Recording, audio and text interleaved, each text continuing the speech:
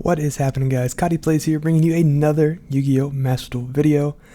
And finally, we have a new update, or a leaked update here for Master Duel. To be honest with you, I haven't logged into the game, so I'm not exactly sure when this update's going to go live. Probably Friday, I would assume. But, that's neither here nor there. All I know is that we have a new selection pack called Battle Trajectory. And we also have, just in general, a fairly good size update here. So I'm going to spend a few minutes talking about some of the impactful cards from this new set, and spend a few minutes talking about the major change that's going to be happening to the game. So without further ado, let's jump right on in. This set's basically going to, give us some pendulum cards, odd eyes cards, some perform about odd eyes, Valence, it's another pendulum archetype, as well as scare claws. So scare claws are honestly the most notable thing in my opinion from this set, besides this card right here. That's going to be Beyond the Pendulum, which I think that's going to be the first card we talk about. Beyond the Pendulum is a spellcaster link effect monster. It's a dark with a 1200 attack and a link 2, of course. It takes 2 effect monsters, including a pendulum monster, so it's obviously really easy to make. And the pin strategies, and if this card is link summoned to the extra monster zone, you can pay 1200 life points, add 1 pendulum monster from your deck to your hand, but for the rest of this turn, you cannot activate monster effects. Also, the effects of cards in your pendulum zones are negated until you pendulum summon. So how does that exactly work? For the rest of the turn, you can now, but for the rest of the turn, you cannot activate monster effects. Also, the effects of cards in your pendulum zones are negated until you pendulum summon. Okay, so there's pseudo restrictions there, but nothing too crazy. This card is obviously going to see a lot of play. And the second half of the effect is if 2 monsters with different original levels are pendulum summoned at the same time to zones this card points to, you can target 2 cards on the field, destroy them. You can only use this effect of Beyond the Pendulum once per turn. Wait a minute, wow. So the first effect's not once per turn? This card's really cool. If this card is link summoned to an extra monster zone, you can pay 1200 life points to add 1 pin monster from your deck to your hand. But for the rest of the turn, you can't activate monster effects for the rest of it. So basically, you can't, if you use its effect to search, you're locked into this restriction until you pendulum summon. So that's why. That's why it's not a once per turn. Okay, that's pretty interesting. But yeah, obviously this is going to see play in the Pendulum Magician strategy, maybe even the Endymion strategy, and definitely in Pendulum strategies that continue to come out in the future that are very good. It's unfortunate because a lot of these Performapal, Valence cards, they're not going to see much play. So I'm not really going to go over any of them. If you guys are interested, definitely read over the stuff. But none of this stuff is going to have too much of a meta impact, but this will be played in Pendulum Magicians, and that is a really, really strong deck right now.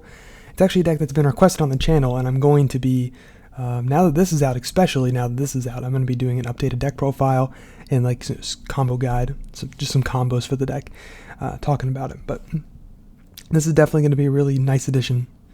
But moving on to some of the Scare Claw stuff, the first card I'm going to talk about is the Visas Starfrost. So this is a level 6 Light Warrior effect tuner monster, so that's something important to note. It's going to be really, really good down the line. And it basically reads, if this card is in your hand, you can target 1 monster you control with a different type and attribute than this card, destroy that monster, and if you do, special summon this card. You can only use the effect of Starfrost once per turn. When this card destroys an opponent's monster by battle, you can make this card gain attack equal to half the original attack in defense of the monster, whichever is higher. So that effect's pretty irrelevant. The first effect is what's really important here, and it's basically that you can just destroy a monster you control to put a level 6 tuner on the board. This is going to be really, really impactful. I say really impactful, not super impactful, but it's going to be played when the tier element stuff comes out. So I think I'm spelling this right. So when the tier element stuff comes out in a few months, we're going to be seeing this played in, there's the tier element Starfrost Scareclaw variant that you can play, and it's really nice because it's going to be able to allow you to trigger all your tier effects with the Visas Starfrost and put a level 6 tuner on the board with some of the level 4s you play to make Baron. So it's really interesting, really cool list. I don't know how popular it'll be. It wasn't too popular in the TCG. I don't know if it was popular at all in the OCG, but it is something to note, and it is definitely a card that you're probably going to see at some point. It's also just a matter of time before something else is broken by this, because having the ability to destroy your own cards to summon something, it's just, there's going to be applications for that in almost any format, and it could just happen in any format. So definitely a card to keep note of. Another card I want to talk about is the Scareclaw field spell. I'm not going to go over all the Scareclaw stuff, but actually first I'll go over the link, because this has how you get the field spell. Basically, this is Scareclaw Lightheart. It's a Beast Warrior, Link 1 Dark Monster with 500 attack. It takes 1 Scareclaw monster and 1 Visage Starfrost. If this card is Link summoned, you can only use monsters in your main monster zone as material. For this card's Link summon, you can only use monsters in the main monster zone as material. If this card is Link summoned in the extra monster zone, you can add 1 primitive planet, whatever word that is, from your deck to your hand. If you control Visage Starfrost, you can special summon this card from your graveyard. So, and then you can only use this effect of Scareclaw Lightheart once per duel. So basically, this is how you search the field spell, and the field spell is really, really, really good.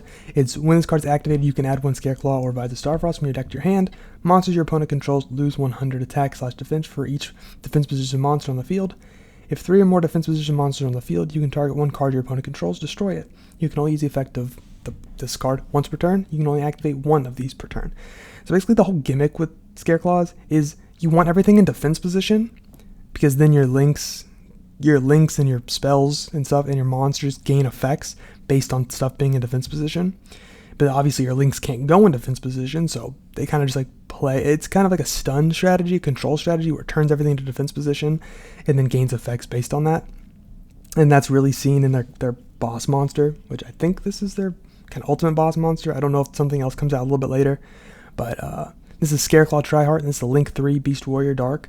Must be Link summoned. All face-up monsters on the field are changed to defense position, so it's like a floodgate kind of thing, and it's unaffected by activated effects from any defense position monster. So it's kind of like Baguska, but not really Baguska. It's like a Towers, so it's unaffected by cards. It's unaffected by effects from anything in defense position.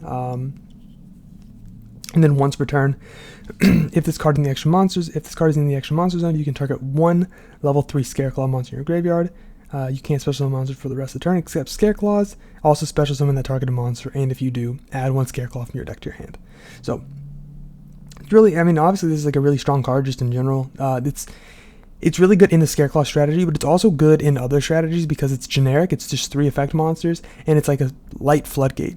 So this is something that you might see be playing in Tri-Brigade, because, well, obviously it's just a Beast Warrior, so you can just link it off. You can also use this. So Tri-Brigade, it just helps you link climb easier, because you can now try banish 1 for 1. So let's say you go Fractal, dump itself, dump Kit. Kit's effect dumps Nerval. Nerval's effect searches a Kit or whatever. And then you normal summon the Kit. And for whatever reason you don't want to banish some in your graveyard. I don't know why I went through all the other stuff. Let's say you don't want to banish 3 in your graveyard or 2 in your graveyard. You can just banish 1 to summon out Scareclaw Lightheart, and then you can link off from there. And this will be played in Tri-Brigade. This will probably be played in Tri-Brigade, but none of the main deck monsters will, just because they add utility to deck like that. But this stuff, the Scareclaw stuff, is a standalone deck. But there's also, very great applications to play this in Tier Elements when they come out. But anyways, that's going to do it for the card review. There's not too many cards in this set that are very impactful. A lot of the Scareclaw stuff is good, but it kind of just revolves around these cards, right? So those are the most notable ones in my opinion. There are other great ones like Arrival. It's really good. Some of the main monsters Rykard is really good, but definitely go check these cards out if you're interested. Definitely worth it. But what I primarily want to talk about is this down here. So team matches. Now, unless I'm mistaken, we don't have a fully understanding of what all this is going to entail. But if this is 2v2s or 3v3s, that's awesome. And that could be a lot of different things. You could play at the same time, or you could play one at a time or whatever. Probably not that. It's probably going to be all at the same time. Just back in old school, back in when I played TCG back in 2011, 2012, I remember playing 2v2s with 2v2s and 3v3s with some of my friends, and they're really fun matches. It's an absolute blast to play. So if this is anything like that, it's going to be really fun. I hope they can turn this into a competitive format. I hope the tournaments might even get hosted around stuff like this. I'm currently on a team, and we do like team wars. We're in a season of team wars right now.